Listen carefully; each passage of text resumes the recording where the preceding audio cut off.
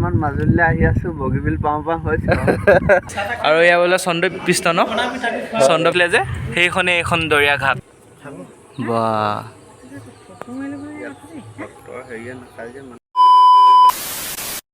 Hello' guys কি খবৰ আশা কৰোঁ সকলোৰে ভাল আৰু স্বাগতম জনাইছোঁ আমাৰ অন্য এটি ব্লগলৈ আৰু গাইজ আজি আমি বহুত দিনৰ পিছত যাম মাজুলীলৈ এবাৰ গৈছিলোঁ এতিয়া আজি আকৌ যাম ফুৰিবলৈ আৰু আমাৰ লগত কোন কোন যায় আপোনালোকে একদম যাওঁতে গম পাই থাকিব আজি আমাৰ ব্লগটো আমি মাজুলীলৈ যোৱা হ'ব মানে যোৱা ব্লগ হ'ব ৰাস্তা মানে কেনেকৈ কোনপিনে যাওঁ সকলোখিনি দেখাম আৰু তাত গৈ গৈ কি হয় আমাক আপোনালোকক সকলোখিনি দেখাম গতিকে আমাৰ ব্লগটো একদম এণ্ডলৈকে চাব আমাৰ চেনেলটো ছাবস্ক্ৰাইব কৰিলে একদমেই নাপাহৰিব আৰু ব'লক আজি আমি ভিডিঅ'টো আৰম্ভ কৰোঁ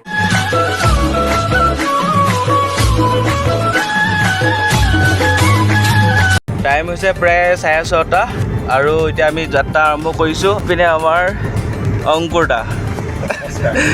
অংকুৰদাও যাব আজি বাটত কি হয় আপোনালোকক সকলোখিনি দেখাম আৰু এজন যাত্ৰী আমাৰ লগত মানে সংযুক্ত হ'ব কোন আপোনালোকে চাই থাকিলে গম পাব নিশ্চয় চাই থাকক নতুন এজন যাত্ৰী সংযুক্ত হৈছে উঠি লোৱা গালি পাৰিলেও নুশুনো পাৰিছে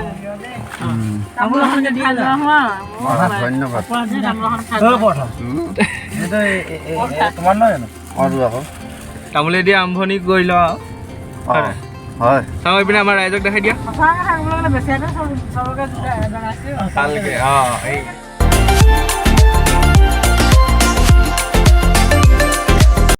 পদুমণি থানত সোমাই মেলি ল'লোঁ এতিয়া আকৌ পুনৰ যাত্ৰা আৰম্ভ কৰিব লৈছোঁ এইটো চাইডে আহিলে মানে আমি পদুমণি থানত নোসোমোৱাকৈ নাযাওঁৱে মানে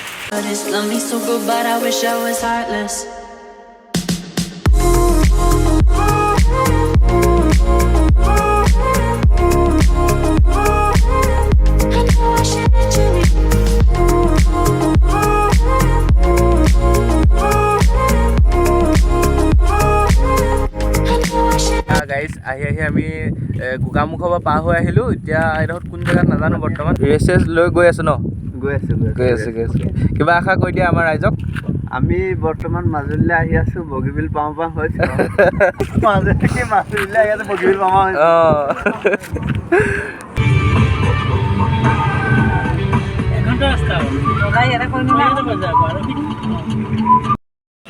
তো ৰাইজসকল আমি আহি পাই গ'লোহি ঢকুৱাখানাত আমাৰ এইজন পাৰ্থদায়ে ক'লে বোলে সেই চাহ অকণ খাওঁ বুলি তাকে আহিলোঁ আৰু এতিয়া হোটেল এখনলৈ খাবলৈ চাহ বাকী এয়া পৰিৱেশ আৰু এয়া বোলে চন্দ্ৰপৃষ্ঠ ন চন্দ্ৰপৃষ্ঠ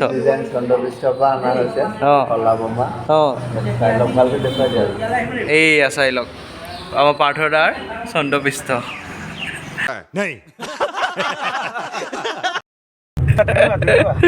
এইটো কি ফিল জুবিন দা গানত মাজুলীৰ এজনী ছোৱালীয়ে দুখ পালে যোনটো গানত মানে দৰিয়া ঘাটটোৰ কথা কৈছিলে যে সেইখনে এইখন দৰিয়া ঘাট চাই লওক আপোনালোকে দলং হৈ গ'লা ইমান কষ্ট কৰি আপোনালোকক দেখাইছোঁ আমাৰ চেনেলটো ছাবস্ক্ৰাইব নকৰাকৈ নাথাকিব দেই মাজুলী বুলি লিখি আছে পুৰণা একদম আগৰ মাজুলী বুলি লিখি আছে তো ৰাইজসকল আমি ফাইনেলি পাই গ'লোহি মাজুলী আৰু মাজুলীত পাই পিনি আমি এতিয়া প্ৰথমতে আহিছোঁ আউনীআটী সত্ৰলৈ এতিয়া আউনীআটী সত্ৰ বাটচৰা পাৰ হৈ পিনি এতিয়া আহি আছোঁ ভিতৰলৈ আৰু বহুত ধুনীয়া লাগিছে চাৰিওপিনে এইপিনে হেৰি মানে ফুল চুল আছে এইপিনে পুখুৰী আছে আৰু আপোনাৰ অনুভৱ কেনেকুৱা লাগিছে ক'ত আৰু সেয়া চাওক ইমান ডাঙৰ মাছটো কুকুৰটোৱে লৈ আহিছে বা ইমান ডাঙৰ মাছটো কুকুৰটোৱে লৈ আহিছে চাওক একদম জুম কৰি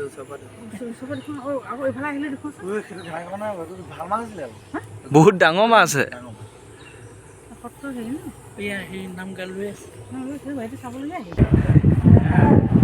তো ৰাইজসকল আমি বৰ্তমান আহি আউনীআটী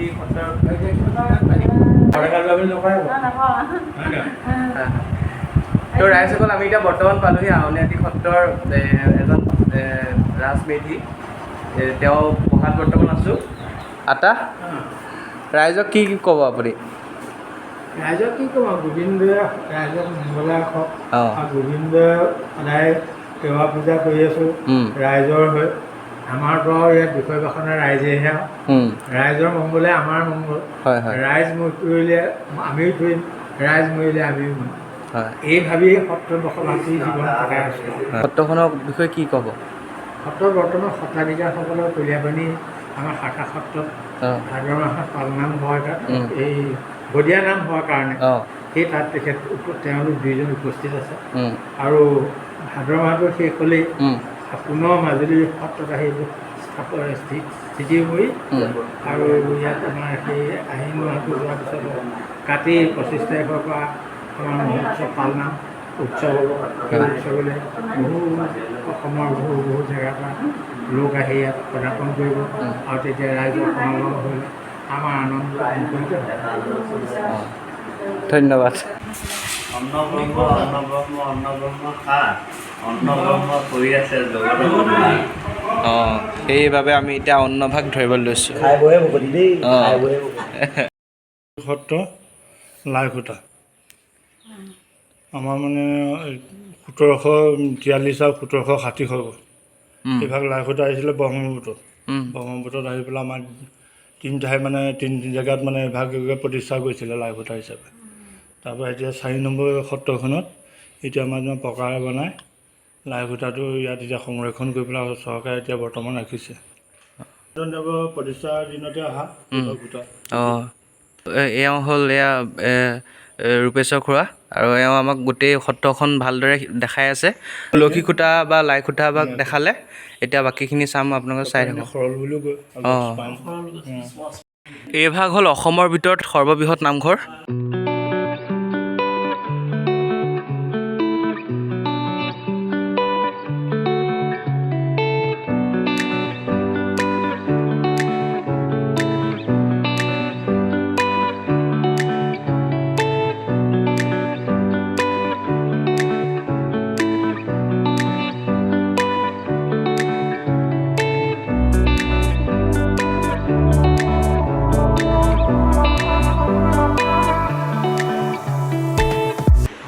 দামোদৰীয়া সত্ৰ। অঁ দামোদৰীয়া সত্ৰত যিমানকেইখন দামোদৰীয়া সত্ৰ আছে চবতে বিগ্ৰহ আছে। হয় স্নান হয়, পূজা হয়, নাম কীৰ্তনো হয়, সকলো হয়। ইয়াত অকল পূজা বুলিয়েই নহয়, নাম হয়, নাম প্ৰসংগ হয়, সন্ধ্যা আৰতি হয়। অঁ অধ্যাসিংহ প্ৰতিষ্ঠা কৰিলে 1653 চনত। মূল বিগ্ৰহ জগন্নাথ তিৰুপায়ন ইয়াত প্ৰতিষ্ঠা কৰিছিলে। আসনসমূহ ৰজাই দান কৰা এইখিনি মাজৰ ভাগ ওপৰখিনি আসন এইখিনি কাঠৰ।